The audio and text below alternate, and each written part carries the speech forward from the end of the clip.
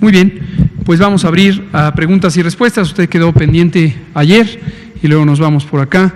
Dulce, Araceli y seguimos con Gracias. Buenas tardes, Liliana Noble de Pulso Saludable. Tengo dos preguntas y una petición, si me lo permite, doctor. Gatell, quisiera saber cuáles serían estas 5 acciones que no deberíamos de perder de vista a partir del 1 de junio con la intención de evitar el contagio y hacer un rebrote. Si nos pudiera ejemplificar de forma rápida, pensando en que se vuelvan estilos de vida, modos de vida de aquí a que no haya una vacuna, ¿no? Mi segunda pregunta es para el doctor Alomía. Doctor Alomía, ¿cómo diagnosticamos a un paciente asintomático y si este paciente que no tiene síntomas pudiera contaminar a alguien más que estuviera cerca de él? Y mi tercera, más bien una petición, quisiera saber si hay probabilidades de que más adelante nos traigan a un experto para que nos platique sobre todos estos efectos post-COVID de las personas que después ya van a requerir de terapia pulmonar o cardiopulmonar tan importante, y no sé si están pensando en hacer algún tipo de centro especializado para darle atención a todos estos pacientes. Gracias. Muchas gracias por las preguntas, son muy pertinentes y particularmente en estos momentos. La nueva normalidad, cuando transitemos hacia la nueva normalidad, vamos a incorporar o debemos incorporar justamente las lecciones aprendidas de una experiencia intensa en términos de las amenazas hacia la salud que representa una epidemia como esta, una pandemia que ha representado una amenaza para la salud en todos los países. Entonces, consideramos que es muy pertinente que incorporemos en esa nueva normalidad una serie de conductas, de actitudes respecto a la prevención en múltiples aspectos. Ya tendremos oportunidad, creo que será más pertinente señalarlo conforme se vaya disminuyendo la intensidad de transmisión, los cambios en el estilo de vida relacionados con la prevención de las enfermedades crónicas, la diabetes, la obesidad, la hipertensión, que tienen que ver, como lo hemos dicho en innumerables ocasiones, con los hábitos de vida, en particular los malos hábitos de alimentación, pero ya hablaremos de eso en su momento.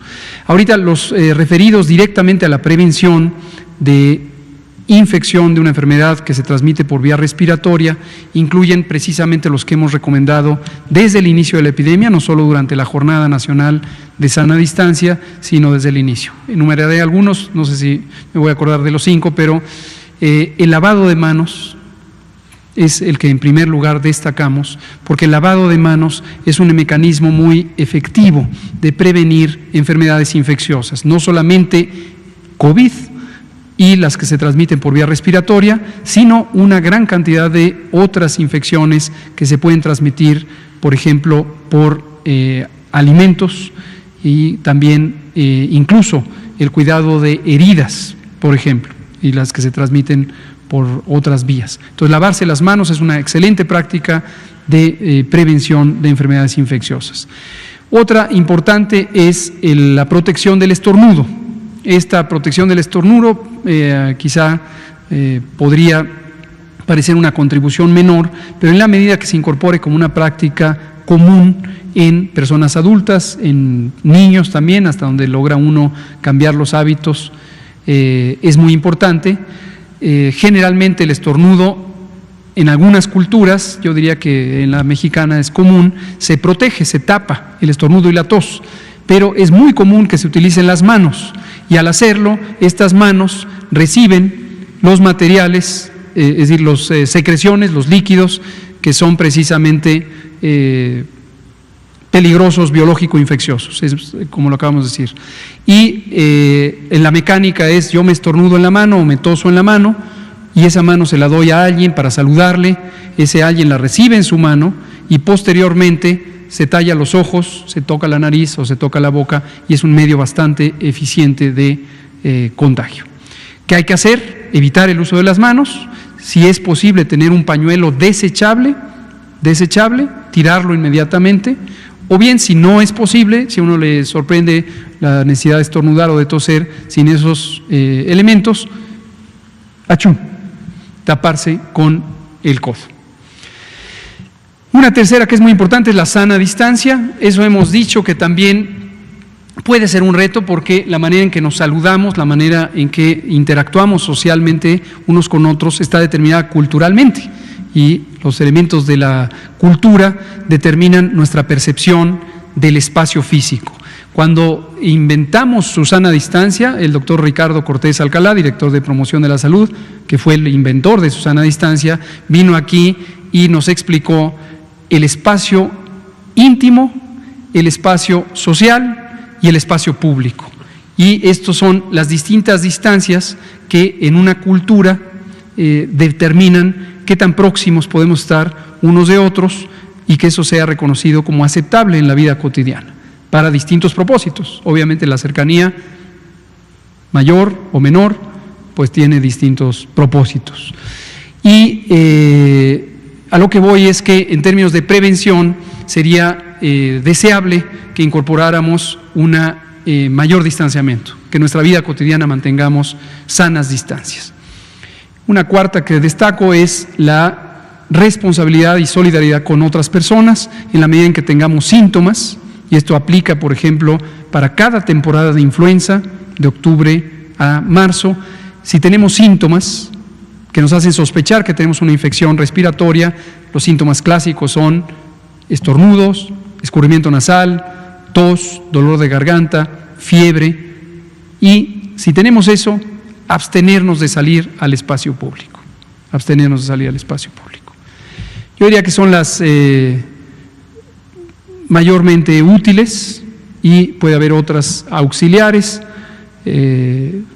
Voy a plantear el uso de cubrebocas como una medida auxiliar, como lo he dicho en innumerables ocasiones. Yo no soy enemigo de los cubrebocas, como se me ha querido ver, lo único que digo es una medida auxiliar, complementaria. Su efectividad en el uso ya real, en comunidad, no está totalmente demostrado como un mecanismo de gran utilidad, aunque es potencialmente útil. Sí, en relación a la otra pregunta, comentar que sí, efectivamente, poder diagnosticar a una persona asintomática es todo un reto. De hecho, podríamos decir que más bien el poder identificar la presencia de SARS-CoV-2, el nuevo virus en una persona, se considera más bien un hallazgo, porque precisamente si partimos del hecho de que la persona es asintomática y nos vamos al procedimiento de la atención médica y del diagnóstico, tanto clínico como por laboratorio, normalmente una persona demanda atención médica porque tiene algún signo o síntoma, la presencia de fiebre, la presencia de malestar, y si estos síntomas se incrementan o molestan a la persona, esto lo lleva precisamente a demandar. Entonces una persona asintomática normalmente no va a tener esa necesidad de ir y demandar atención médica y por lo tanto iniciar un protocolo de estudio como tal. Por eso también comentábamos que muchas de las personas que han sido confirmadas a SARS-CoV-2 y que no han tenido síntomas han sido o vienen en su gran mayoría de aquellas personas que han demandado la prueba de manera personal y lo han hecho en un laboratorio privado. Nosotros sí hemos identificado algunas personas asintomáticas a las cuales hemos denominado igual portadores, es decir, tienen la presencia del virus, está colonizado el virus en sus vías respiratorias, pero no han desarrollado la enfermedad, están infectados, pero no enfermos. Y de esto sabemos, en base a la bibliografía mundial y lo que se ha evidenciado en muchos otros países, que hay una buena cantidad de estas personas que están presentes, especialmente durante esta pandemia. Pero ahora, si esto lo relacionamos con la segunda parte de la pregunta, que es precisamente, bueno, ¿y estas personas pueden contagiar? Realmente el riesgo de contagio de estas personas es menor, es escaso en comparación con las personas sintomáticas. Recordemos que estamos ante una enfermedad que se transmite a través de gotas que una persona enferma precisamente expide a través de toser o de estornudar, que son los principales síntomas. La tos y el estornudo, como se ha presentado también en conferencias anteriores, tiene la fuerza necesaria que emite o emana desde los pulmones para expulsar estas gotitas que tienen al interior los virus, pues a una distancia que excede el espacio íntimo de la persona, hablando y juntando con los espacios que acaba de mencionar el doctor López-Gatell. Entonces, digamos que para que una persona se pudiera contagiar de un portador, o de una persona asintomática, tendría que prácticamente entrar en ese espacio íntimo o ser un contacto más íntimo de la persona para que entonces la posibilidad de un contagio como tal se pudiera dar. Por eso es mucho menor la posibilidad de ese contagio en relación a las personas que sí están sintomáticas y que están tosiendo y estornudando las gotas con mayor distancia, ¿no? ¿Sería viable realizarnos la prueba los que tengamos el poder adquisitivo? Bueno, realmente la utilidad de realizar la prueba como tal precisamente tiene que ver con las acciones que uno va a llevar a cabo para el cuidado de la salud. Entonces, si yo me encuentro asintomático, si yo no tengo signos, síntomas de enfermedad, realmente no tendría por qué invertir o gastar una cantidad de dinero, como lo son las pruebas privadas, son pruebas bastante caras, si no estoy teniendo sintomatología y por lo tanto la acción a la que eso me va a llevar no va a representar ninguna opción. Además, el hecho de que yo me haga una prueba estando sintomático, si esta sale negativa, no me asegura que me voy a mantener en ese estado por los siguientes días o semanas, porque en cualquier momento me puedo contagiar. Entonces ya con eso realmente sería un gasto no necesario.